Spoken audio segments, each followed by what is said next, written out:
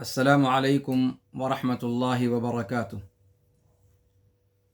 الحمد للہ رب العالمین والصلاة والسلام علی اشرف الانبیاء و امام المرسلین نبینا وقدوتنا محمد بن عبد اللہ الامین وعلی آلہ وصحبہ الغر المیامین ومن تبعہم وتابعیہم باحسان الی یوم الدین، اما بعد۔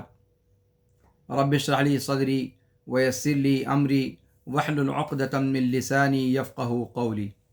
رب زدنی علما سبحانک لا علم لنا الا ما علمتنا انک انت العلیم الحکیم۔ مشاہدین کرام، آپ تمام کا تفہیم قصار الصور کے نئے درس میں خیر مقدم ہے۔ اللہ رب العالمین اس سلسلہ درس کو ہمارے لیے مفید بنائے اور قرآن کریم کے افہام و تفہیم میں اس سے ہمیں اللہ رب العالمین فائدہ پہنچائے۔ آج کا درس انشاءاللہ العزیز سورہ انشراح پر ہوگا۔ سورہ ضحیٰ کے مضمون اور اس کے مفہوم سے ہم فارغ ہو چکے تھے۔ آج کے درس میں انشاءاللہ سورہ انشراح پر گفتگو ہوگی۔ سورہ انشراح، جسے سورہ الم نشرح اور سورہ شرح بھی کہا جاتا ہے، یہ سورت باتفاق علماء تفسیر یہ مکی سورت ہے۔ اس کے اندر 8 آیتیں ہیں۔ اس سورت مبارکہ کے تعلق سے کوئی خاص سبب نزول اللہ کے رسول صلی اللہ علیہ وسلم سے صحیح سند سے ثابت نہیں ہے۔ اسی طریقے سے اس سورت کی کوئی خاص فضیلت رسول پاک صلی اللہ علیہ وسلم سے مروی نہیں ہے۔ یہ سورت سورہ ضحیٰ کے بعد ہے۔ اس سورت کے اندر اللہ رب العالمین اپنے عظیم انعامات کو ذکر فرما رہا ہے، ان کی یاد دہانی رسول پاک صلی اللہ علیہ وسلم سے کر رہا ہے، جس کا سلسلہ سورہ ضحیٰ میں شروع ہوا تھا۔ اس صورت میں جو سب سے عظیم نعمت اللہ رب العالمین ذکر فرما رہا ہے وہ شرح صدر کی نعمت ہے۔ آئیے پہلے صورت کا ایک اجمالی مفہوم دیکھ لیتے ہیں، پھر اس کے بعد اس کی تشریح کی طرف ہم قدم بڑھائیں گے۔ اللہ رب العالمین فرماتا ہے، اعوذ باللہ من الشیطان الرجیم، بسم اللہ الرحمن الرحیم، الم نشرح لک صدرک۔ اے نبی مکرم صلی اللہ علیہ وسلم، کیا ہم نے آپ کا سینہ کھول نہیں دیا، کشادہ نہیں کر دیا؟ وَوَضَعْنَا عَنْكَ وِزْرَكَ، اور آپ کے گناہوں یا آپ کے بوجھ کو ہلکا نہیں کر دیا۔ الَّذِي أَنْقَضَ ظَهْرَكَ، وہ بوجھ جس نے قریب تھا کہ آپ کی پیٹھ کو توڑ دے۔ وَرَفَعْنَا لَكَ ذِكْرَكَ، اور ہم نے آپ کے ذکر کو بلند فرما دیا۔ فَإِنَّ مَعَ الْعُسْرِ يُسْرًا، تو یقیناً تنگی کے ساتھ آسانی ہے۔ إِنَّ مَعَ الْعُسْرِ يُسْرًا، اور یقیناً تنگی کے ساتھ آسانی ہے۔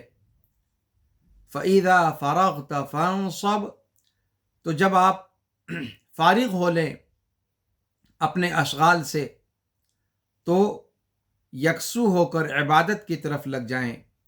وَإِلَىٰ رَبِّكَ فَارْغَب، اور صرف اپنے رب کی طرف رغبت ظاہر فرمائیں۔ یہ اس صورت کا اجمالی معنی تھا جو آپ کے سامنے پیش کیا گیا۔ اب آئیے ذرا سا تفصیل کے ساتھ اس صورت مبارکہ کے مضمون کو دیکھنے کی کوشش کرتے ہیں۔ اس صورت میں سب سے پہلے اللہ رب العالمین اللہ کے رسول صلی اللہ علیہ وسلم پر اپنی عظیم نعمت جتلاتے ہوئے اس کا اظہار فرماتا ہے کہ علم نشرح لک صدرک، کہ کیا ہم نے آپ کے سینے کو کھول نہیں دیا۔ نشرح کی تفسیر نوسع، نفتح کے ذریعے سے مفسرین نے کی ہے کہ کیا ہم نے آپ کے سینے کو کشادہ نہیں کر دیا، کیا ہم نے آپ کے سینے کو کھول نہیں دیا۔ اور اس آیت کریمہ کے ذریعے سے اللہ رب العالمین آپ صلی اللہ علیہ وسلم کو جس ضیق صدر کا سامنا تھا، جس تنگی کا سامنا تھا، جس کا تذکرہ سورہ والضحیٰ کے اندر آیا ہے کہ ما ودعک ربک وما قلی وغیرہ، جو مشرکین سے سنا آپ صلی اللہ علیہ وسلم نے، تو آپ کے سینے میں تنگی پیدا ہوئی، آپ صلی اللہ علیہ وسلم کو سینے میں تنگی کا، ضیق کا احساس ہوا ان کی باتوں کو سن کر کے۔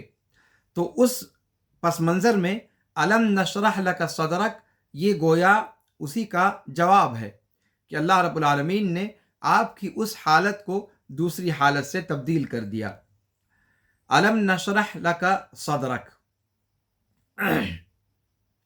آپ کے غم کو، آپ کو جو قلق لاحق تھا، آپ کے سینے میں جو تنگی تھی، آپ کو جو چیز کبیدگی میں مبتلا فرما رہی تھی، ہم نے ان تمام چیزوں کا ازالہ کر دیا، آپ کا شرح صدر فرما دیا، اور آپ کے لیے کشادگی کا انتظام کر دیا، اور آپ کے لیے اللہ رب العالمین نے سختی کے بعد آسانی کا انتظام فرما دیا۔ یہ سورۃ الانشراح کا بنیادی مضمون ہے۔ سورۃ الضحیٰ اور اس کے اندر مناسبت یہاں سے نکلتی ہے کہ سورہ ضحیٰ میں اللہ رب العالمین کے انعامات کے بیان کا جو تسلسل شروع ہوا تھا، وہ سلسلہ اس سورۃ مبارکہ کے اندر بھی جاری ہے۔ وہاں پر اللہ رب العالمین نے آپ صلی اللہ علیہ وسلم پر احسان جتلاتے ہوئے اپنی عظیم نعمتوں میں سے ایک نعمت ذکر فرمائی تھی کہ الم یجد کا یتیمن فآوا، کیا ہم نے آپ کو یتیم نہیں پایا پھر ہم نے ٹھکانہ دیا۔ اور یہاں پر اللہ رب العالمین فرما رہا ہے کہ کیا ہم نے آپ کے سینے کو کھول نہیں دیا۔ گویا یہ ان انعامات پر ایک انعام کا مزید اضافہ ہے، اور اس طریقے سے دونوں صورتوں کا مضمون آپس میں ایک دوسرے کے ساتھ جڑا ہوا ہے۔ اس کے بعد سورہ 3 قرآن کریم کے اندر آتی ہے، اور سورہ 3 میں اور سورہ انشراح میں اس میں بھی یک گونا مناسبت ہے۔ سورہ انشراح کا اختتام اس بات پر ہوتا ہے کہ آپ اللہ رب العالمین کی طرف رغبت ظاہر کرتے ہوئے اس کی عبادت میں لگ جائیں، اور سورہ 3 کا آغاز اس بات سے ہوتا ہے قسم کھاتے ہوئے کہ انسان کو ہم نے بہترین سانچے میں پیدا کیا، اور اللہ رب العالمین کا انسان کو بہترین سانچے میں پیدا کرنا یہ اس بات کا متقاضی ہے کہ اللہ رب العالمین جس نے انسان کو پیدا کیا ہے، جو اس کا خالق ہے، اس کے لیے خشوع و خضوع اختیار کرے اور اس کے تابع فرمان بن کر کے رہے۔ اس صورت کا ہدف اور مقصد یہ ہے کہ اللہ رب العالمین کے احسانات کا تذکرہ اس کے اندر جاری رکھا ہے، اور اللہ کے رسول صلی اللہ علیہ وسلم کے غم، آپ صلی اللہ علیہ وسلم کی جو تنگی تھی، اور آپ صلی اللہ علیہ وسلم کے لیے جو حرج کی چیزیں تھیں، ان کے دور کر دینے کو اس صورت کے اندر بیان کیا گیا ہے، اور اس کے تقاضے میں آپ صلی اللہ علیہ وسلم سے شکر کا مطالبہ کیا گیا ہے کہ اللہ رب العالمین کی طرف رجوع ہو کر اللہ رب العالمین کی عبادت فرمائیں، اور اللہ رب العالمین کی بارگاہ میں دعا کریں اپنے لیے۔ اس صورت میں آیت نمبر 1 سے آیت نمبر 4 تک اللہ رب العالمین کی معنوی نعمتوں کا تذکرہ کیا گیا ہے اپنے نبی صلی اللہ علیہ وسلم پر۔ اللہ رب العالمین نے اپنے نبی پر جو معنوی نعمتیں اتاریں، ان کا تذکرہ اللہ رب العالمین نے آیت نمبر 1 سے 4 میں کیا ہے، اور آیت نمبر 5 سے 6 میں اللہ رب العالمین نے مصیبتوں کے دور کرنے کا اور تنگی کو آسانی سے بدلنے کا وعدہ فرمایا ہے۔ اور آیت نمبر 7 اور 8 میں آپ صلی اللہ علیہ وسلم کو عبادت کے لیے فارغ ہونے اور عبادت میں بھرپور انداز میں لگ جانے کا مطالبہ ہے۔ اللہ رب العالمین نے آپ صلی اللہ علیہ وسلم کے سینے کو کھول دیا۔ پہلی آیت میں اس مضمون کو بیان کیا گیا ہے، اور سینے کو کھول دینے سے مراد کیا ہے کہ اللہ رب العالمین نے آپ صلی اللہ علیہ وسلم کی تنگی کو دور کر دیا، یہ معنی تو بیان کیا گیا۔ ایک معنی اس کا اور بیان کیا گیا ہے کہ الم نشرح لک صدرک، اللہ رب العالمین کیا ہم نے آپ کے سینے کو کھول نہیں دیا؟ تو یہاں شرح صدر سے کئی مضمون مراد لیا گیا ہے۔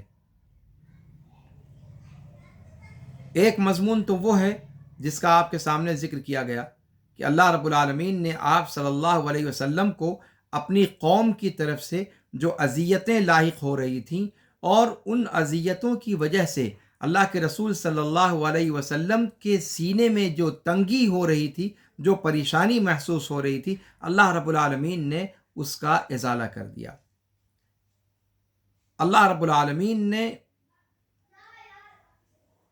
اس قوم کی اصلاح کا بیڑا اٹھا لیا جس قوم کی اصلاح کی خاطر یا اصلاح کی فکر کی خاطر رسول پاک صلی اللہ علیہ وسلم نے اپنی جان کو ہلکان کر رکھا تھا۔ اللہ رب العالمین نے ان کفار و مشرکین کے درمیان اپنے نبی صلی اللہ علیہ وسلم کے ماننے والوں کو پیدا کر دیا، اور آپ صلی اللہ علیہ وسلم کے ذریعے سے ان کو جہنم سے نجات کا ذریعہ جہنم سے نجات دے دی، اور اس قوم کو آپ صلی اللہ علیہ وسلم کی قوم میں سے کچھ لوگوں کو یا تقریباً اکثر و بیشتر کو اسلام کی دولت نصیب فرما کر ان کا مقام امتوں کے درمیان بلند فرما دیا، تاکہ آپ کی دعوت، جو عظیم دعوت لے کر کے آپ آئے ہیں، یہ دعوت قیامت تک باقی رہے اور اپنا سر بلند کیے رہے۔ اور یہ بہت عظیم نعمت ہے اللہ کی، اسی لیے اللہ رب العالمین نے نون کے ساتھ اس کو بیان کیا ہے، الم نشرح لک صدرک۔ یہ نہیں کہا کہ الم اشرح لک صدرک، کیا میں نے تمہارے سینے کو کھول نہیں دیا، بلکہ فرمایا الم نشرح۔ اور یہ نون مفسرین کہتے ہیں کہ یہ تعظیم کا نون ہے۔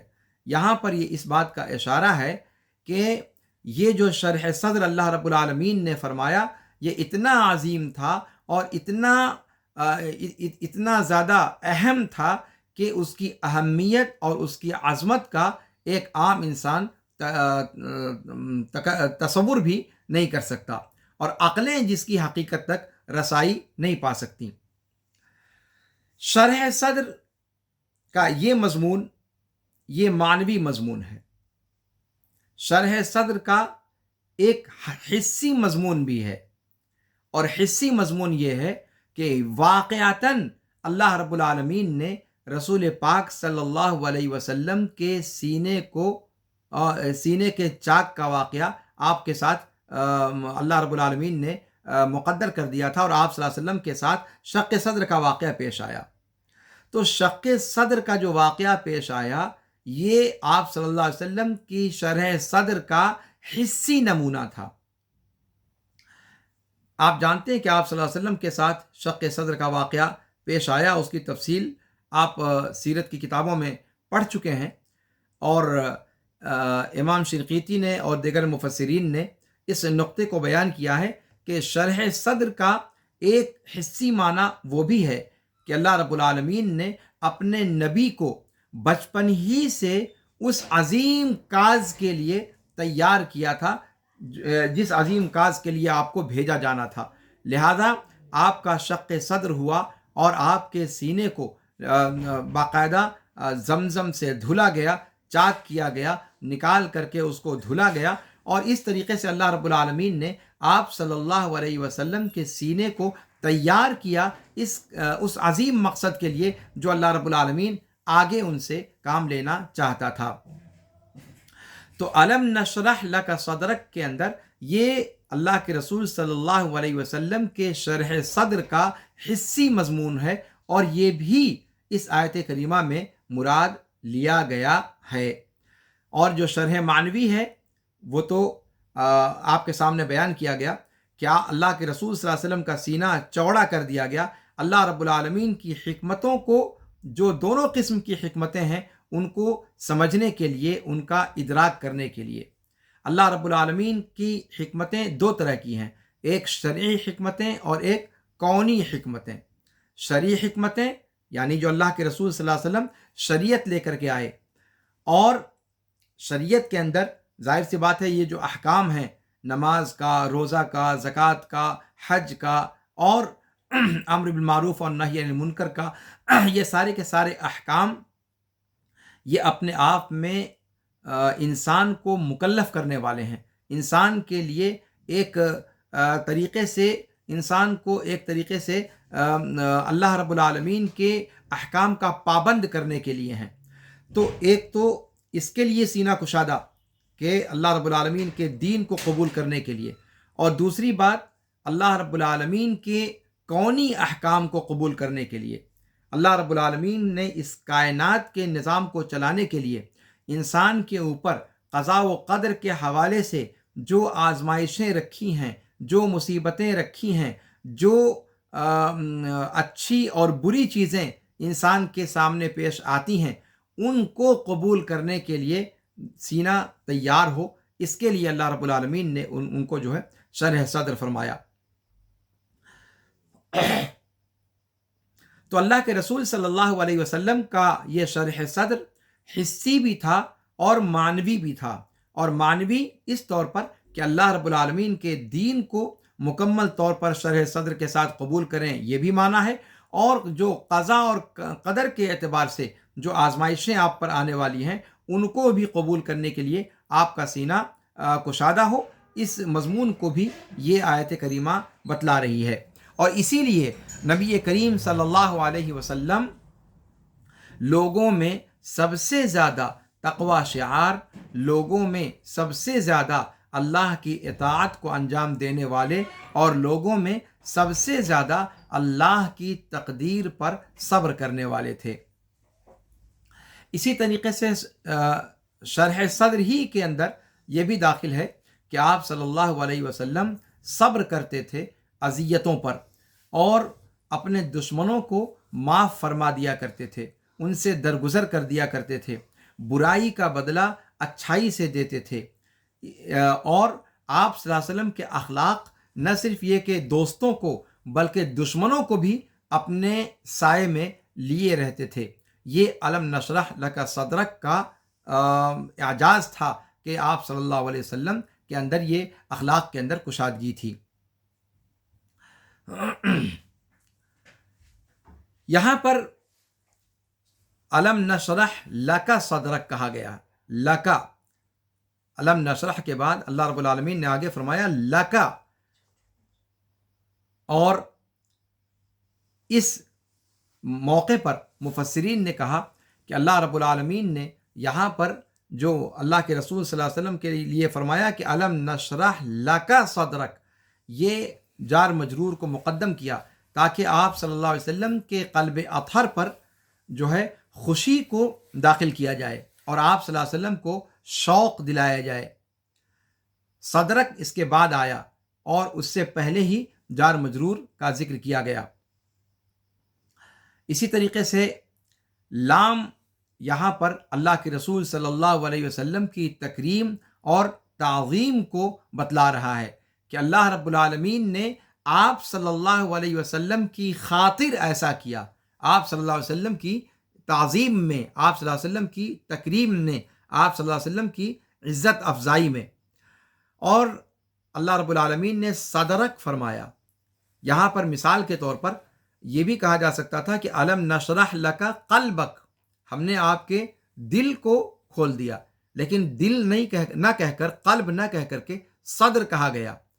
مفسرین کہتے ہیں اس لیے کہ جو وسوسوں کی جگہ ہے وہ صدر ہے، اسی لیے اللہ رب العالمین نے سورہ ناس میں کیا فرمایا کہ الذی یوسوس فی صدور الناس، شیطان کا ذکر کرتے ہوئے قل اعوذ برب الناس ملک الناس الہ الناس من شر الوسواس الخناس الذی یوسوس فی صدور الناس. تو یہ صدور اور یہ صدر، یہ سینہ، یہ وسوسوں کی آماج گاہ ہے. تو گویا یہ آیت کریمہ اس بات کی طرف اشارہ کر رہی ہے کہ اللہ رب العالمین نے آپ صلی اللہ علیہ وسلم کی اس جگہ کو جہاں وسوسوں کی آماج گاہ ہے، اس جگہ کو کشادہ کر دیا، اور وہاں پر اس جگہ کو اللہ رب العالمین نے وسوسوں سے پاک کر دیا اور اس جگہ کو خیر سے بھر دیا. اور یہ حقیقت ہے کہ شیطان سینے کی طرف آتا ہے، جہاں جو دل کی پناہ گاہ ہے.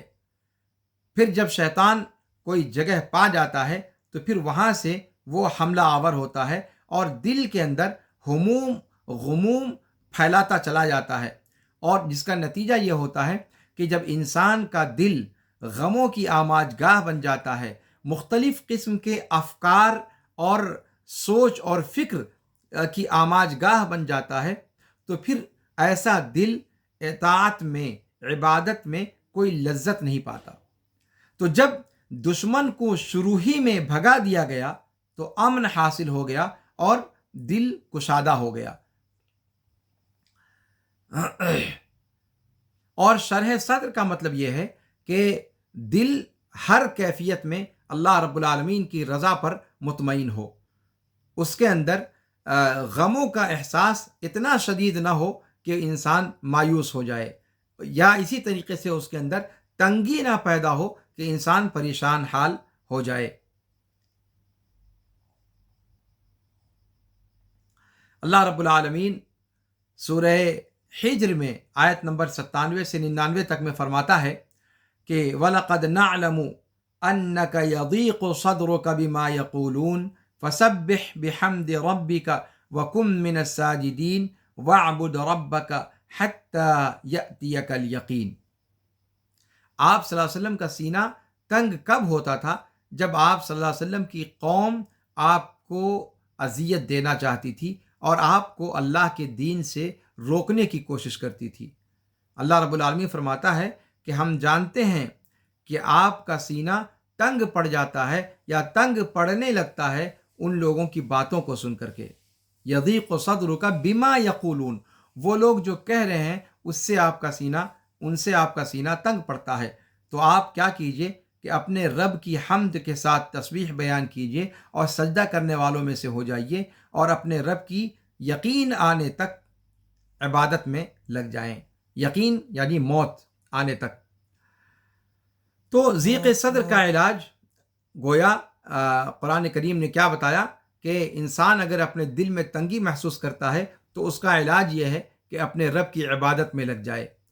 سب سے بہترین علاج انسان کے دل کی تنگی کا، سینے میں اگر تنگی محسوس ہونے لگے، انسان اگر غم اور آلام اور مصائب سے پریشان ہو جائے، دل برداشتہ ہو جائے، تو اس کا سب سے بہترین علاج یہ ہے کہ فسبح بحمد ربک وکن من الساجدین.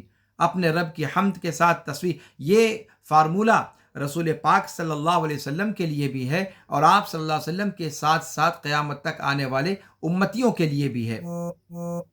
اسی طریقے سے اللہ رب العالمین کا ذکر اور اللہ رب العالمین کی عبادت اخلاص کے ساتھ ادا کرنا، یہ ضیق صدر کا علاج ہے. آپ صلی اللہ علیہ وسلم کا سینہ اپنی قوم کے ایمان نہ لانے کی وجہ سے تنگ ہو جایا کرتا تھا. آپ حریص تھے کہ آپ کی پوری قوم ایمان لے آئے. قرآن کہتا ہے وَإِن كَانَ كَبُرَ عَلَيْكَ إِعْرَاضُهُمْ فَإِنِ اسْتَطَعْتَ أَن تَبْتَغِيَ نَفَقًا فِي الْأَرْضِ أَوْ سُلَّمًا فِي السَّمَاءِ فَتَأْتِيَهُمْ بِآيَةٍ وَلَوْ شَاءَ اللَّهُ لَجَمَعَهُمْ عَلَى الْهُدَى فلا تكونن من الجاهلين انما يستجيب الذين يسمعون والموتى يبعثهم الله ثم اليه يرجعون. تو اللہ کے رسول صلی اللہ علیہ وسلم کا سینہ کن کن باتوں پر تنگ ہوتا تھا، اس کا تذکرہ قرآن کریم نے کیا ہے اور اس کا علاج بھی ساتھ ساتھ بتلایا ہے۔ تو پہلی بات میں نے بتائی کہ آپ کا سینہ تنگ ہوتا تھا اپنے قوم کی اذیت پر، علاج یہ بتایا گیا کہ عبادت میں لگ جائیں، اپنے رب کی حمد بیان کرنے لگ جائیں۔ اسی طریقے سے آپ صلی اللہ علیہ وسلم کا سینہ اپنی قوم کے لوگوں کے ایمان نہ لانے پر تنگ ہوتا تھا، تو آپ کو حکم دیا گیا کہ آپ اللہ رب العالمین کی جو سنت ہے اور جو آپ اللہ رب العالمین کی حکمت ہے لوگوں میں، آپ اس پر غور و فکر کریں تاکہ آپ کے سینے کی تنگی ہے وہ ختم ہو جائے۔ اور اللہ کی حکمت کیا ہے؟ اللہ رب العالمین کی سنت یہ ہے کہ اللہ رب العالمین نہیں چاہتا کہ اکثر لوگ ایمان لائیں، چاہے جتنی نشانیاں آپ لے کر کے آ جائیں، اور اس کی وجہ یہ ہے کہ ان کے اندر عناد اور تکبر پایا جاتا ہے۔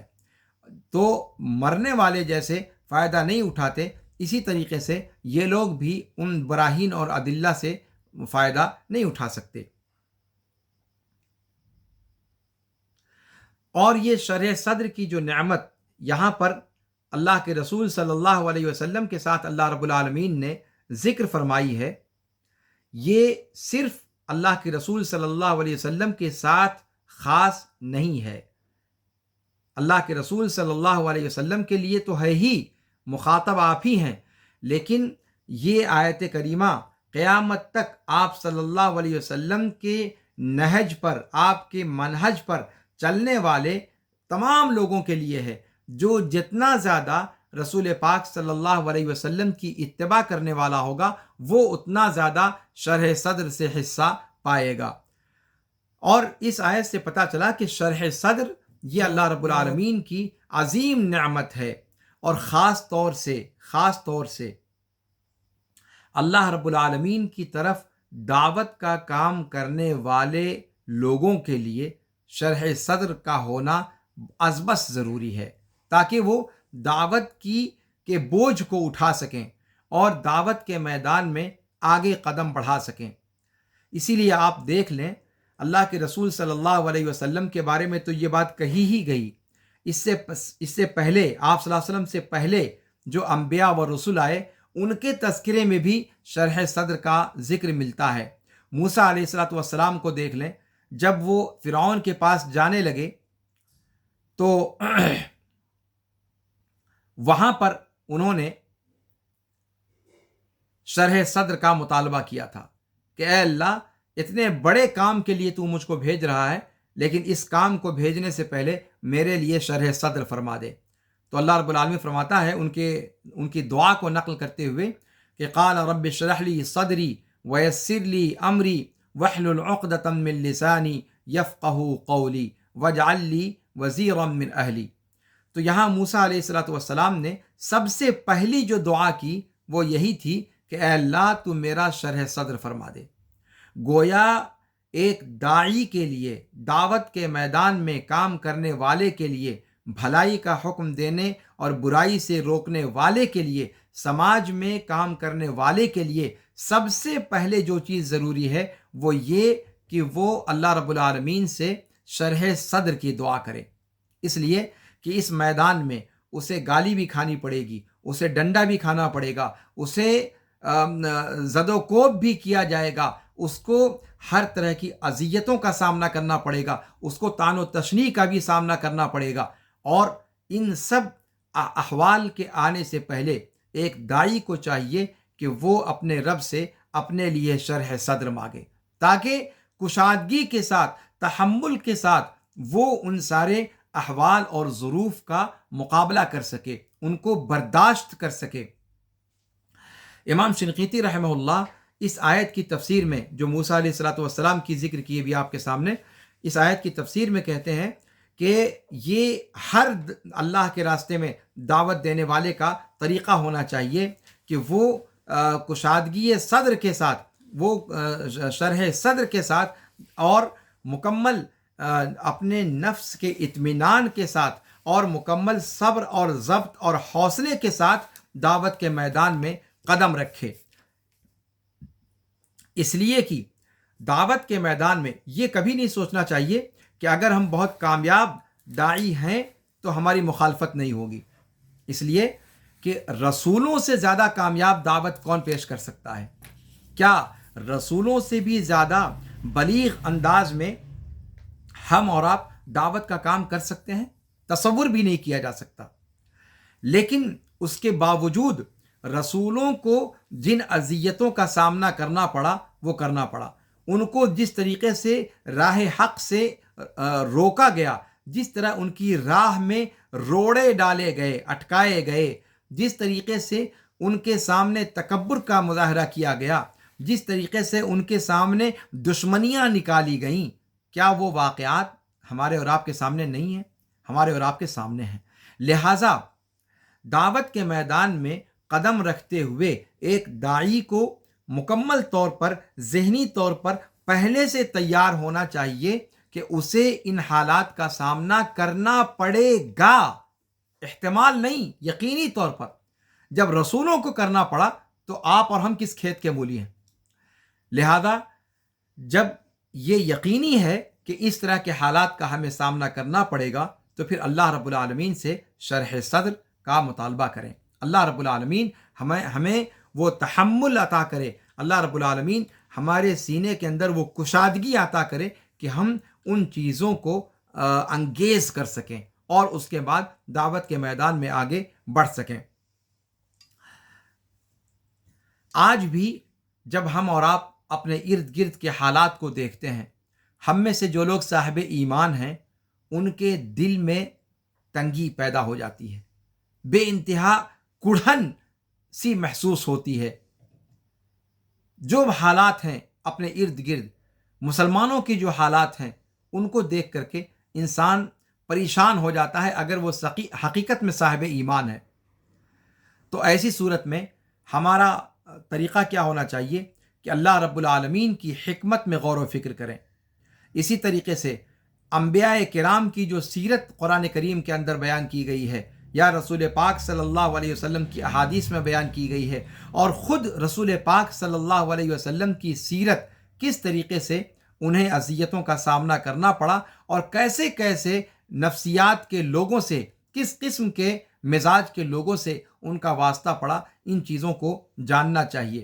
اسی طریقے سے اس موقع پر ہمیں اپنے آپ کو اس بات کا قائل کرنا چاہیے کہ حق پر ثبات قدمی اور اس پر دعوت کے کام کو چھوڑنا نہیں ہے، حالات چاہے جیسے بھی ہو جائیں، اور اس بات کا یقین رکھنا ہے کہ آخر میں جا کر کے انجام کار، نتیجہ وہ مسلمانوں کے حق میں رہے گا، اور مسلمانوں کے لیے، اہل اسلام کے لیے، اہل حق کے لیے فتح و ظفر اور نصرت و تائید ان کے ہی لیے ہے، چاہے وہ ذرا سا مؤخر ہو جائے، اللہ رب العالمین کی کسی حکمت کی بنیاد پر جسے وہی جانتا ہے۔ اور پھر یہ کہ ابتلا اور آزمائش یہ اللہ رب العالمین کی سنت ہے، اور یہ بات بھی ہمیں معلوم ہونی چاہیے کہ سب سے بڑی چیز یہ ہے کہ اللہ رب العالمین ہمارا شرح صدر اسلام کے لیے فرما دے۔ اگر اسلام کی دولت اللہ رب العالمین نے ہمیں عطا فرما دی ہے تو سمجھیے کہ ہمارا سینہ سب سے زیادہ کشادہ ہے۔ یہ سب سے بڑی عظیم چیز ہے جو اللہ رب العالمین کسی کو شرح صدر کے نام پر عطا فرماتا ہے۔ قرآن کہتا ہے کہ افمن شرح اللہ صدرہ للاسلام فہو علی نور من ربہ فویل للقاسیۃ قلوبہم من ذکر اللہ اولئک فی ضلال مبین۔ تو کافر چاہے دنیاوی نعمتوں میں جتنا زیادہ بھی اس کو اللہ رب العالمین عطا کر دے، جتنا زیادہ بھی اس کے پاس دولت کی فراوانی آ جائے، دولت کی ریل پیل ہو جائے، لیکن شرح صدر کی نعمت سے وہ محروم رہتا ہے، وہ ہمیشہ تنگی کا شکار رہتا ہے، ہمیشہ اس کے سینے میں گھٹن باقی رہتی ہے، اور اس چیز کا مشاہدہ بھی ہم اور آپ کر سکتے ہیں۔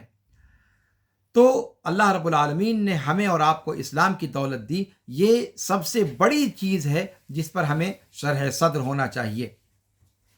قرآن نے سورہ طٰہٰ کے اندر فرمایا کہ وَمَنْ أَعْرَضَ عَنْ ذِكْرِي فَإِنَّ لَهُ مَعِيشَةً ضَنْكًا وَنَحْشُرُهُ يَوْمَ الْقِيَامَةِ أَعْمَىٰ، کہ جس نے میرے ذکر سے اعراض کیا اس کے لیے دنیاوی زندگی بھی تنگی کی زندگی ہوگی، چاہے وہ آسائش کتنی زیادہ آ جائے مال و دولت کے نام پر، لیکن اس کے دل کے اندر جو تنگی ہے وہ کبھی اس کا پیچھا نہیں چھوڑے گی۔ اور قیامت کے دن اللہ نے فرمایا وَنَحْشُرُهُ يَوْمَ الْقِيَامَةِ أَعْمَى، قیامت کے دن ہم اسے اندھا اٹھائیں گے۔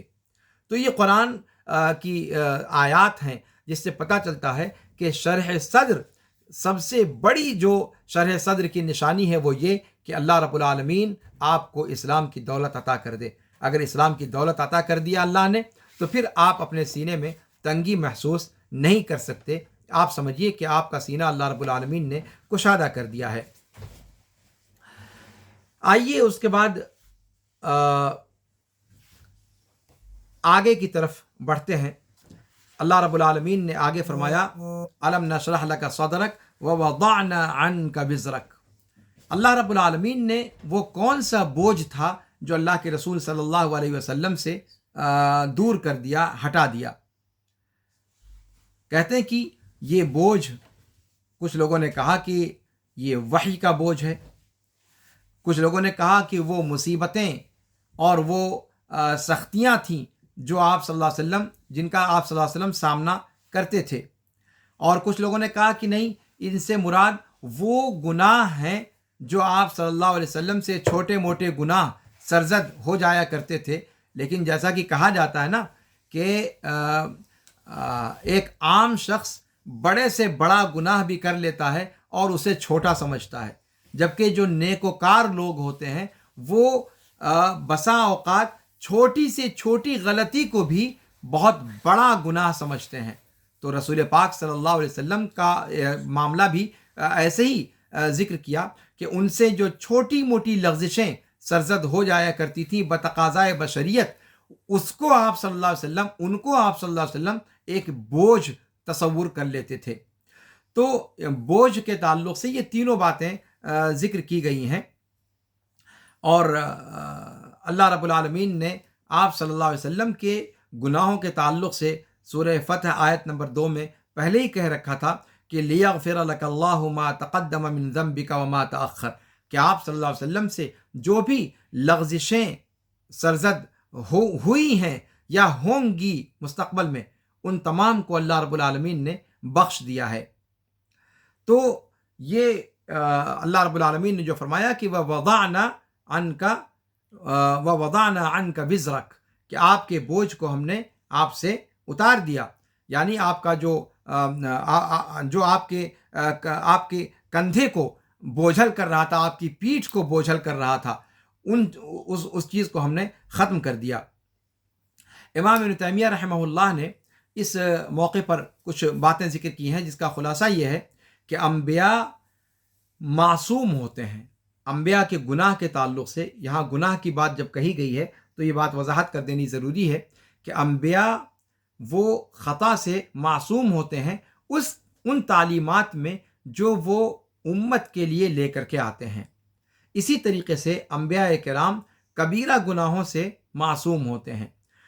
انبیاء سے بعض صغیرہ گناہ کبھی سرزد ہو سکتے ہیں، لیکن اللہ رب العالمین بروقت ان کو تنبیہ کر دیا کرتا ہے، اور پھر وہ فوراً توبہ کرنے لگ جاتے ہیں، اور پھر اللہ رب العالمین ان کو بخش دیتا ہے۔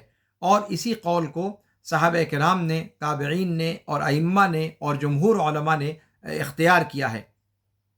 اور یہ جو چھوٹے چھوٹے گناہ ہیں یہ اس قبیل کے ہیں جس کو اللہ رب العالمین نے داؤد علیہ السلام کے تعلق سے ذکر کیا سورہ صاد کے اندر کہ وَظَنَّ دَاوُودُ أَنَّمَا فَتَنَّاهُ فَاسْتَغْفَرَ رَبَّهُ وَخَرَّ رَاكِعًا وَأَنَابَ فَغَفَرْنَا لَهُ ذَلِكَ۔ اسی طریقے سے موسیٰ علیہ السلام کے قصے میں اللہ نے فرمایا کہ وَدَخَلَ الْمَدِينَةَ عَلَى حِينِ غَفْلَةٍ مِّنْ أَهْلِهَا فوجد فيها رجلين يقتتلان هذا من شيعته وهذا من عدوه فاستغاثه الذي من شيعته على الذي من عدوه فوكزه موسى فقضى عليه قال هذا من عمل الشيطان انه عدو مضل مبين۔ تو یہاں موسیٰ علیہ السلام جب نکلے اور قبطی اور ایک اسرائیلی کی آپس میں لڑائی ہو رہی تھی، اور اسرائیلی نے اپنی حمایت کے لیے ان کو بلایا، اور اسرائیلی کی حمایت میں انہوں نے ایک گھوسا قبطی کو جڑ دیا، اور جیسے ہی ایک گھوسا مارا وہ ٹیں ہو گیا۔ تو اب موسیٰ علیہ السلام نے جب دیکھا کہ وہ تو لڑک گیا ایک ہی گھوسے میں، تو ہڑبڑائے۔ تو قرآن کہتا ہے کہ فَوَكَزَهُ مُوسَىٰ فَقَضَىٰ عَلَيْهِ، موسیٰ علیہ السلام نے جیسے ہی گھوسا جڑا، فَقَضَىٰ عَلَيْهِ، وہ ختم ہو گیا، مر گیا۔ تو فوراً اب یہ غلطی جو موسیٰ علیہ السلام سے ہوئی، ظاہر سی بات ہے ایک گھوسے سے کسی کی جان نہیں جاتی، لیکن اب موسیٰ علیہ السلام کس قسم کے باڈی بلڈر انسان رہے ہوں گے۔ آپ تصور کیجئے کہ اس قبطی کو، جو ظاہر سی بات ہے کافی قوی تھا، اسرائیلی اس سے پیش نہیں پا رہا تھا، اسرائیلی اس سے جیت نہیں پا رہا تھا، موسیٰ علیہ السلام کے ایک گھوسے نے اس کی جان ہی لے لی۔ تو اب موسیٰ علیہ السلام نے فوراً ان کو احساس ہو گیا کہ یہ غلطی ہوئی۔ انہوں نے کہا ھذا من عمل الشیطان، یہ شیطانی عمل ہے، اور وہ کھلا ہوا دشمن ہے۔ پھر اللہ رب العالمین سے بخشش طلب کی، اللہ رب العالمین نے بخش دیا۔ تو یہ جو گناہ انبیاء کرام کے قرآن نے ذکر کیا ہے، یہ وہ گناہ ہیں جو ان سے غیر تعمدی طور پر، بغیر جانے بوجھے، بغیر ارادہ اور قصد کے ان سے ہوئے، اور پھر ہونے کے فوراً بعد انہوں نے توبہ کی اور اللہ رب العالمین نے انہیں بخش دیا۔ تو یہ انبیاء کرام سے اس قسم کی غلطیاں ہو سکتی ہیں، لیکن اللہ رب العالمین انہیں غلطیوں پر برقرار نہیں رکھتا۔ وہ فوراً اللہ رب العالمین سے معافی طلب کرتے ہیں، توبہ کرتے ہیں، اور اللہ رب العالمین انہیں بخش دیا کرتا ہے۔ یہاں پر اس گناہ کے تعلق سے جب سورہ انشراح میں ذکر کیا تو آگے فرمایا کہ الذی انقض ظہرک، کہ وہ گناہ جس نے قریب تھا کہ آپ کی پیٹھ کو، آپ کی پشت کو توڑ کر رکھ دے۔ یہ کیوں کہا گیا؟ اس لیے کہ رسول پاک صلی اللہ علیہ وسلم ان جو چھوٹے موٹے گناہ آپ سے ہوتے تھے ان کو اتنا زیادہ شدت کے ساتھ آپ فیل کرتے تھے، اور اتنا زیادہ ان پر ندامت کا اظہار کرتے تھے، اتنا زیادہ حسرت کا اظہار کرتے تھے، جیسے سابقہ انبیاء کرام کا معاملہ ہوتا تھا اپنے اپنے گناہوں کے ساتھ، کہ اس کی وجہ سے ایسا لگتا تھا کہ آپ کی پیٹھ پر کوئی بوجھ لدا ہوا ہے، اور وہ بوجھ وہ آپ کی پیٹھ کو توڑے دے رہا ہے۔ اور ایک مومن کا معاملہ یہی ہوتا ہے۔ یہ ایمان کی علامت ہے کہ ایک مومن اپنے گناہ کو ایسے ہی سمجھتا ہے کہ جیسے اس کی پیٹھ پر منو وزن کسی نے لاد رکھا ہو۔ جب تک اس گناہ سے توبہ نہیں کر لیتا، جب تک اس گناہ سے مکمل طور پر باہر نہیں آ جاتا، تب تک وہ مومن اپنے آپ کو ایسا سمجھتا ہے کہ جیسے کسی پہاڑ کے تلے دبا ہوا ہے، اور وہ پہاڑ اس کے اوپر اب گرا تب گرا، اب اس کی کمر ٹوٹی تب ٹوٹی۔ تو یہ اللہ کے رسول صلی اللہ علیہ وسلم کی کیفیت جو ہے قرآن کریم نے ذکر فرمائی ہے، اور یہ پیغام دیا گیا ہے کہ تمام اہل ایمان کو اپنے گناہوں کے بوجھ کو اسی طریقے سے محسوس کرنا چاہیے جس طریقے سے رسول پاک صلی اللہ علیہ وسلم محسوس کرتے تھے۔ ایک، آپ صلی اللہ علیہ وسلم بڑے گناہ کرتے نہیں تھے، چھوٹے گناہ آپ سے عام طور پر نہیں ہوتے تھے، شاذ و نادر اگر کچھ ہو جاتے تھے تو اس کا ثقل، اس کا بوجھل پن اتنا زیادہ آپ صلی اللہ علیہ وسلم محسوس کرتے تھے کہ قرآن کہتا ہے کہ الذی انقض ظہرک، کہ ایسا لگتا تھا کہ جیسے وہ اتنا بوجھ آپ محسوس کر رہے تھے کہ جیسے وہ بوجھ آپ کی پیٹھ کو توڑ کر رکھ دے گا۔ تو یہ آپ صلی اللہ علیہ وسلم کے کمال ایمان اور آپ صلی اللہ علیہ وسلم کی شدت احساس اور شدت اہتمام کو بتلا رہا ہے۔ یہاں پر آپ کے سامنے اس کی وضاحت کرنے کی ضرورت نہیں ہے کہ پیٹھ کو توڑنے کا ذکر کیوں کیا گیا، انسان کے کسی اور حصے کا ذکر کیوں نہیں کیا گیا۔ ظاہر سی بات ہے، یہ بدیہی بات ہے کہ بوجھ اٹھانے کا جو عام طور سے طریقہ ہوتا تھا اور آج بھی ہے، وہ طریقہ یہی ہے کہ انسان بوجھ اپنی پیٹھ پر لادتا ہے. ظاہری بوجھ، آپ کہیں سے کوئی چاول اٹھا کر کے لائیں یا دال اٹھا کر کے لائیں یا ایندھن اٹھا کر کے لائیں، تو جو کچھ بھی چیز انسان اٹھاتا ہے، ڈھوتا ہے، وہ اپنی پیٹھ پر لاد کر کے آتا ہے. تو اس لیے پیٹھ کا ذکر کیا گیا، اس لیے کہ بوجھ عام طور سے پیٹھ پر ہی لادا جاتا ہے.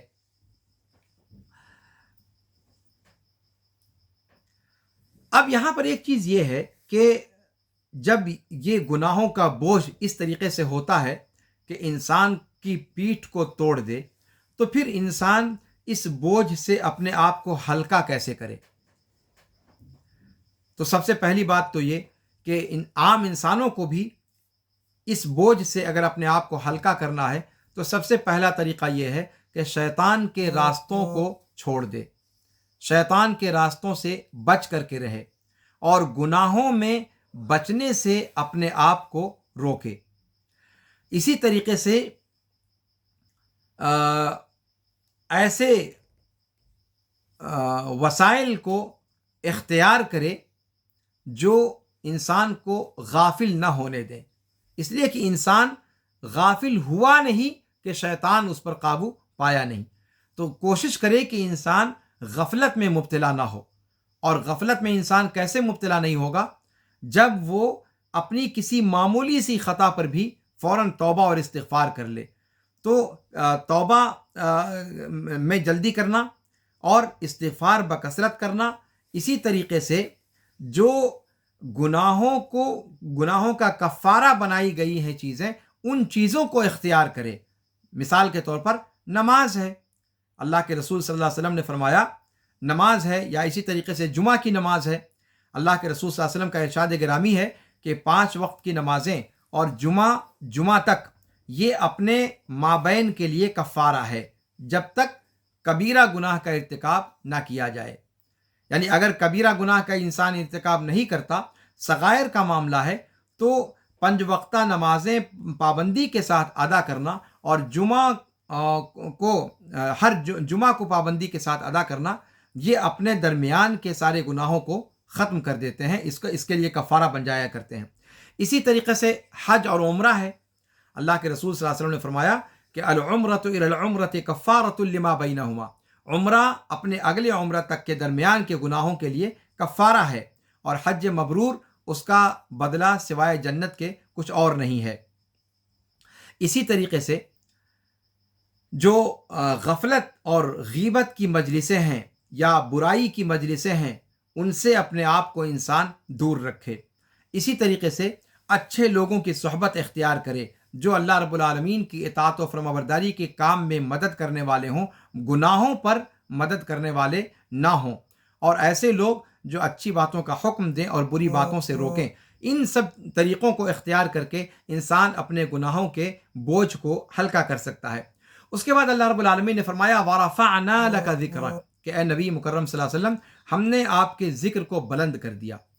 اللہ رب العالمین نے اپنے نبی کے ذکر کو بلند کر دیا. کیسے بلند کر دیا؟ اذان اور اقامت میں برابر قیامت تک کے لیے اپنے رسول کے نام کو اللہ رب العالمین نے اپنے نام کے ساتھ جوڑ دیا. جیسا کہ حسان بن ثابت نے کہا، آپ نے پڑھا ہوگا وہ مشہور شعر کہ اللہ رب العالمین نے اپنے نام کے ساتھ اپنے نبی کے نام کو جوڑ دیا. تو آپ صلی اللہ علیہ وسلم کا نام برابر اذان اور اقامت میں پکارا جاتا رہے گا، پکارا جاتا رہا ہے اور پکارا جاتا رہے گا.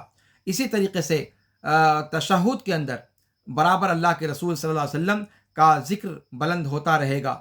اسی طریقے سے اللہ رب العالمین اپنے یہاں ملأ اعلیٰ میں جو فرشتوں کے اندر آپ صلی اللہ علیہ وسلم کا ذکر کرتا ہے، وہ آپ صلی اللہ علیہ وسلم کے ذکر کو بلند کرنے کی قبیل سے ہے.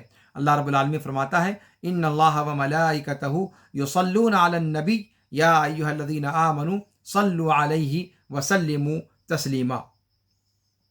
اسی طریقے سے جو اللہ رب العالمین نے آپ صلی اللہ علیہ وسلم پر درود بھیجنے پر جو اجر رکھا ہے، اس اجر کو بھی اللہ رب العالمین کی طرف سے گویا نبی مکرم صلی اللہ علیہ وسلم کے رفع ذکر کا ایک طریقہ سمجھا جا سکتا ہے. اللہ کے رسول صلی اللہ علیہ وسلم فرماتے ہیں عبداللہ بن عمرو بن العاص رضی اللہ عنہما وارضاہما کی روایت میں کہ جب تم مؤذن کو سنو کہ وہ جب تم مؤذن کو اذان دیتے ہوئے سنو تو ویسے ہی کہو جیسے وہ کہہ رہا ہے، پھر میرے اوپر درود بھیجو، اس لیے کہ جس نے میرے اوپر درود بھیجا اللہ رب العالمین اس پر 10 رحمتیں اتارے گا، پھر میرے لیے وسیلہ مانگو۔ یہ جنت میں ایک مقام ہے جو اللہ کے بندوں میں سے کسی بندے کے لیے مناسب نہیں ہے سوائے ایک بندے کے، اور مجھے امید ہے کہ میں وہ بندہ ہوں، تو جس نے میرے لیے وسیلہ مانگا اس کے لیے شفاعت واجب ہو گئی۔ اسی طریقے سے اذان کے بعد کے جو اذکار ہیں اس کے اندر اسی طریقے سے اللہ کے رسول صلی اللہ علیہ وسلم کے نام کو بلند کرنے کا ایک مظہر یہ بھی ہے کہ رسول پاک صلی اللہ علیہ وسلم کا نام بکثرت رکھا جاتا ہے۔ عرب دنیا میں اگر آپ دیکھ لیں تو محمد ناموں کی اتنی زیادہ کثرت ملے گی آپ کو کہ آپ تصور نہیں کر سکتے۔ اور صرف عرب دنیا میں کیوں، ہمارے یہاں بر صغیر کے اندر کوئی بھی نام رکھا جاتا ہے اس سے پہلے محمد ضرور رکھا جاتا ہے۔ اگر عبداللہ نام رکھیں گے تو کہیں گے محمد عبداللہ، اگر احمد نام رکھیں گے تو کہیں گے محمد احمد، اگر عدنان نام رکھیں گے تو کہیں گے محمد عدنان۔ تو یہ ہر نام کے ساتھ جو محمد جوڑا جاتا ہے یہ بھی اللہ کے رسول صلی اللہ علیہ وسلم کے رفع ذکر کے مظاہر میں سے ایک مظہر ہے۔ اللہ کے رسول صلی اللہ علیہ وسلم کے تئیں ہماری کیا ذمہ داری ہے، امتیوں کی کیا ذمہ داری ہے؟ ہماری ذمہ داری یہ ہے کہ ہم آپ صلی اللہ علیہ وسلم کی سیرت کو پڑھیں اور اس کو نشر کریں، آپ صلی اللہ علیہ وسلم سے محبت کریں، آپ کی اقتداء کریں، آپ کے اخلاق کے مطابق اپنے اخلاق بنانے کی کوشش کریں، آپ کی سنتوں کی اتباع کریں، آپ پر بکثرت صلاۃ و سلام پڑھیں، آپ صلی اللہ علیہ وسلم کی طرف سے دفاع کریں، آپ کے دین کی طرف سے دفاع کریں، اور اس دین کی امانت کو اٹھائیں اور اس کی تبلیغ کی ذمہ داری کو اٹھائیں جتنا اللہ رب العالمین نے ہمیں سکت اور علم عطا فرمایا ہے اس کے اعتبار سے۔ اس کے بعد اللہ رب العالمین فرماتا ہے فَإِنَّ مَعَ الْعُسْرِ يُسْرًا إِنَّ مَعَ الْعُسْرِ يُسْرًا، کہ تنگی کے ساتھ سختی کے ساتھ، سختی اور تنگی کے ساتھ سہولت اور کشادگی ہے، اور یقیناً سختی اور تنگی کے ساتھ آسانی اور کشادگی ہے۔ اللہ رب العالمین نے اس مضمون کو 2 مرتبہ تکرار کے ساتھ بیان فرمایا ہے، اور اس میں اشارہ ہے اس مضمون کی تاکید کا جو اس سے پہلے آپ کو سورہ ضحیٰ کے اندر بتایا گیا۔ سورہ شمس کے بعد واللیل کا آنا، پھر والضحیٰ کا آنا، وہاں بتایا گیا تھا کہ مصیبت کے ایام چاہے جتنے بھی دراز ہو جائیں، رات کتنی بھی دراز ہو جائے، لیکن اسے صبح کے نور سے ہزیمت اٹھانی ہی ہوگی، اور اس کا انجام اخیر میں ختم ہونا ہی ہے، اور غلبہ نور کو ہی ہے، غلبہ آسانی ہی کو ہے، غلبہ اچھائی کو ہے، خیر کو ہے، شر کا غلبہ نہیں ہو سکتا۔ تو فَإِنَّ مَعَ الْعُسْرِ يُسْرًا، اسی لیے میں نے صبح بھی اس سے پہلے والے درس میں ذکر کیا تھا کہ زمخشری وغیرہ نے یہاں پر کہا ہے کہ لَن يَغْلِبَ عُسْرٌ يُسْرَيْن، کہ ایک عسر 2 عسر پر غالب نہیں آ سکتا۔ یہاں پر اللہ رب العالمین نے العسر کو 2 مرتبہ کہا ہے، اور دونوں مرتبہ معرف باللام استعمال کیا گیا ہے، فَإِنَّ مَعَ الْعُسْرِ يُسْرًا، پھر اِنَّ مَعَ الْعُسْرِ يُسْرًا۔ تو العسر دونوں جگہ معرف باللام ہے، الف لام کے ساتھ ہے، اور جب الف لام کے ساتھ کوئی لفظ آتا ہے تو وہ جتنی جگہ پر آئے وہ ایک ہی شمار کیا جاتا ہے، لیکن نکرہ یسرا وہ نکرہ ہے دونوں جگہ پر، اور نکرہ وہ کم سے کم 2 یا اس سے زیادہ پر اس کی دلالت ہوتی ہے۔ تو نکرہ متعدد ہے اور عسر ایک ہے، تو ایک عسر 2 یسر پر غالب نہیں آ سکتا، گویا عسر سے پہلے بھی یسر ہے اور عسر کے بعد بھی یسر ہے۔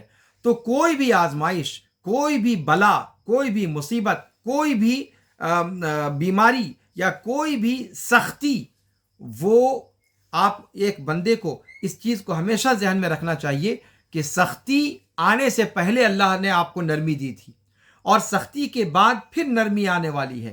یہ سختی دائمی ہو نہیں سکتی، یہ شدت دائمی ہو نہیں سکتی، یہ بیماری دائمی ہو نہیں سکتی، چاہے جتنی لمبی آپ کو لگتی ہو۔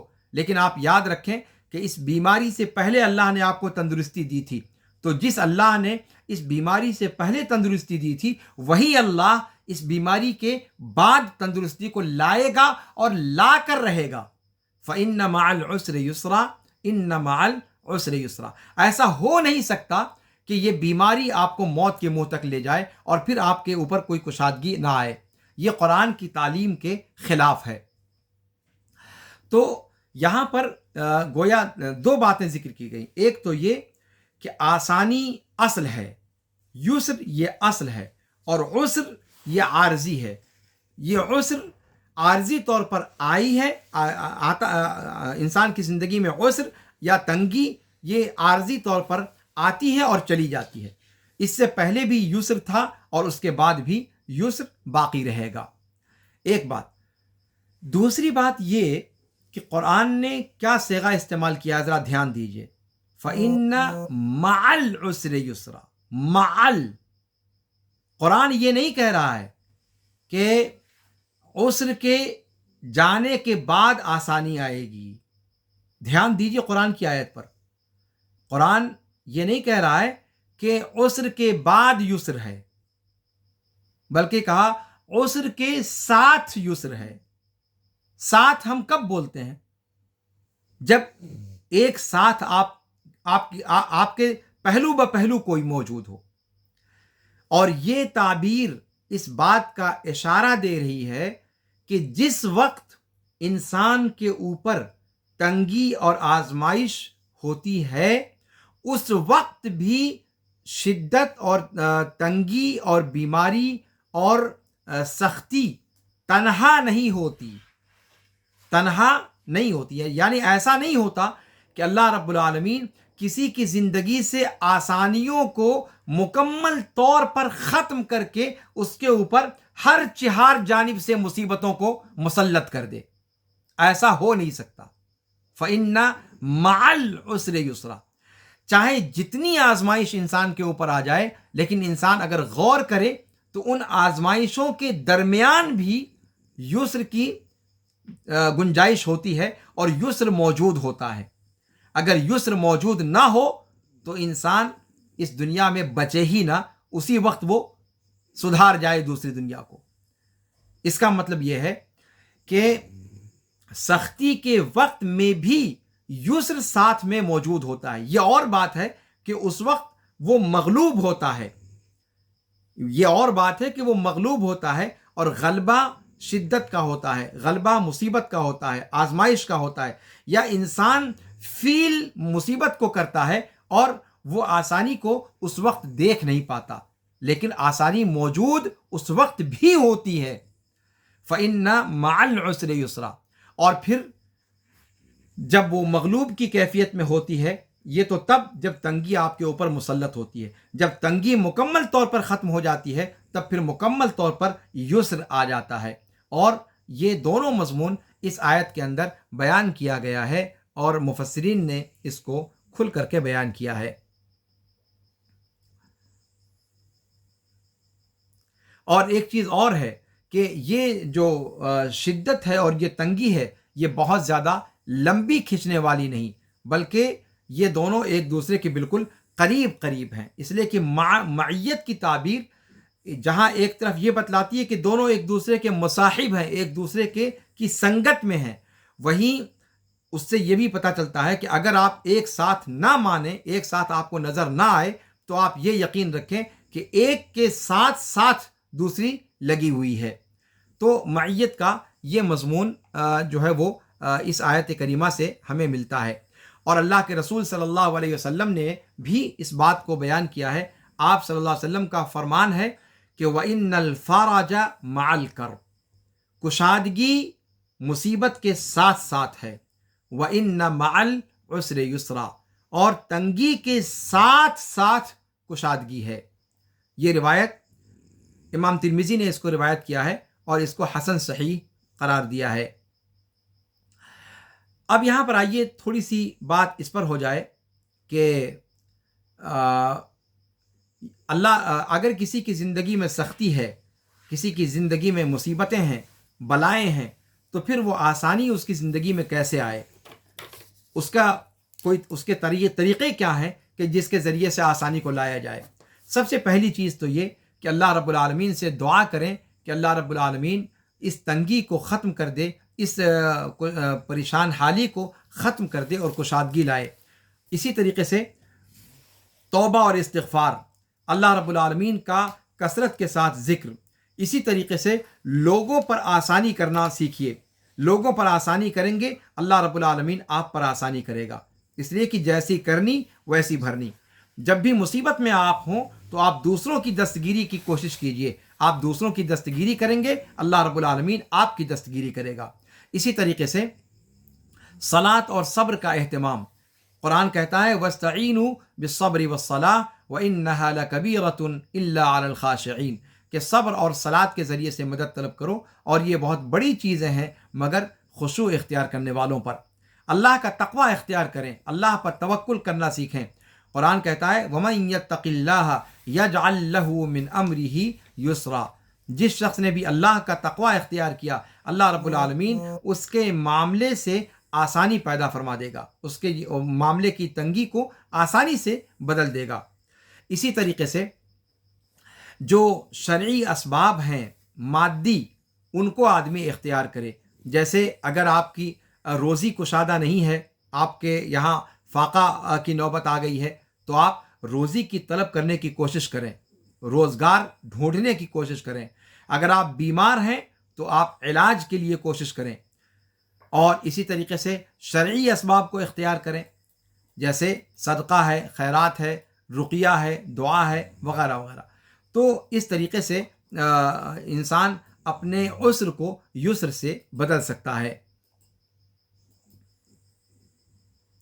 اس کے بعد اللہ رب العالمین نے فرمایا فَإِذَا فَرَغْتَ فَانصَبْ وَإِلَىٰ رَبِّكَ فَارْغَب، کہ جب آپ فارغ ہو جائیں، یعنی دنیا کے اشغال سے، دنیا کے کاموں سے، فَانصَبْ، تو اپنے آپ کو اپنے رب کی عبادت میں لگا دیں انہماک کے ساتھ، اور اپنے رب ہی کی طرف رجوع ہو جائیں، یعنی اپنا مقصد اور اپنی رغبت صرف اور صرف اللہ رب العالمین کے لیے خالص کر دیں۔ ان دونوں آیتوں میں اللہ رب العالمین نے رسول پاک صلی اللہ علیہ وسلم کو عبادت کی اور دعا کی تلقین فرمائی ہے۔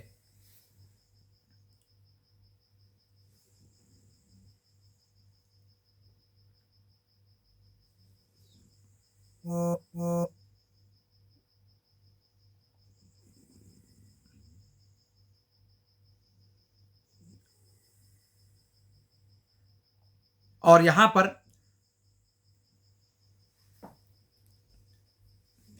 اللہ رب العالمین نے ان دونوں آیتوں میں اختتام پر بندوں کی رہنمائی دعا کی طرف کی ہے۔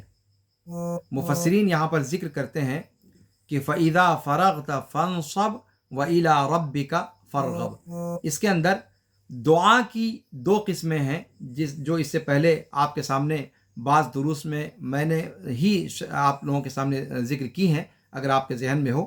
دعا کی دو قسمیں ہیں، ایک دعائے عبادہ اور ایک دعائے مسئلہ۔ جی، سورہ فاتحہ کی تفسیر میں یہ بات میں نے رکھی تھی۔ دعائے مسئلہ اور دعائے عبادہ۔ دعائے عبادہ کہا جاتا ہے اللہ رب العالمین کے ذکر اور اذکار کے ذریعے سے اللہ رب العالمین کی عبادت انجام دینا، اللہ رب العالمین سے دعا کرنا۔ اسی طریقے سے افعال کے ذریعے سے، جیسے رکوع ہے، سجدہ ہے، وغیرہ وغیرہ، تو یہ جو طریقے ہیں یہ دعائے عبادت ہیں، یعنی افعال کے ذریعے سے یا ایسے اقوال کے ذریعے سے جس میں اللہ سے آپ کچھ مانگتے نہیں ہیں، جیسے ذکر ہے، تسبیح، تحمید، تمجید وغیرہ، تحلیل وغیرہ۔ تو ذکر کے ذریعے سے آپ جب دعا کریں یا اپنے افعال کے ذریعے سے جب دعا کریں تو اس کو دعائے عبادت کہا جاتا ہے۔ اس میں آپ اللہ رب العالمین سے اپنی زبان سے کچھ مانگتے نہیں ہیں۔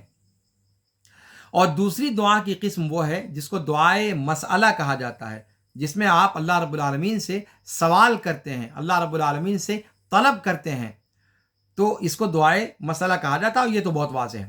تو فَإِذَا فَرَغْتَ فَانْصَبْ، اپنے آپ کو عبادت کے لیے کھڑا کر دیں، عبادت کے لیے منہمک ہو جائیں، عبادت میں لگ جائیں۔ یہ دعائے عبادت ہے، یعنی عبادت کے ذریعے سے اللہ رب العالمین سے دعا کرنے لگیں۔ اور وَإِلَىٰ رَبِّكَ فَارْغَب، یہ دعائے مسئلہ ہے۔ تو گویا جب انسان اللہ رب العالمین کی نعمتیں ملیں تو اس کو چاہیے کہ اللہ رب العالمین کے سامنے عبادت میں لگ جائے، دعا میں لگ جائے، اور دعا کی دونوں شکلوں کو اختیار کرے، دعائے عبادت کو بھی اور دعائے مسئلہ کو بھی۔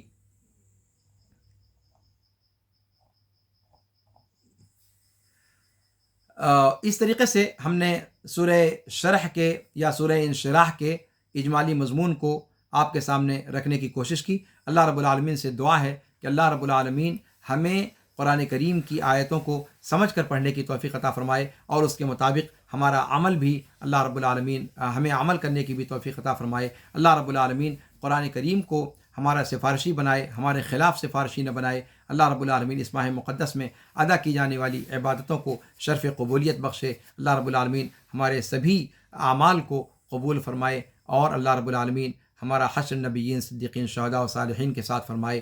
ھذا وصلی اللہ وسلم علی نبینا محمد وعلی آلہ وصحبہ اجمعین۔ سبحانک اللہم وبحمدک، اشہد ان لا الہ الا انت، استغفرک واتوب الیک۔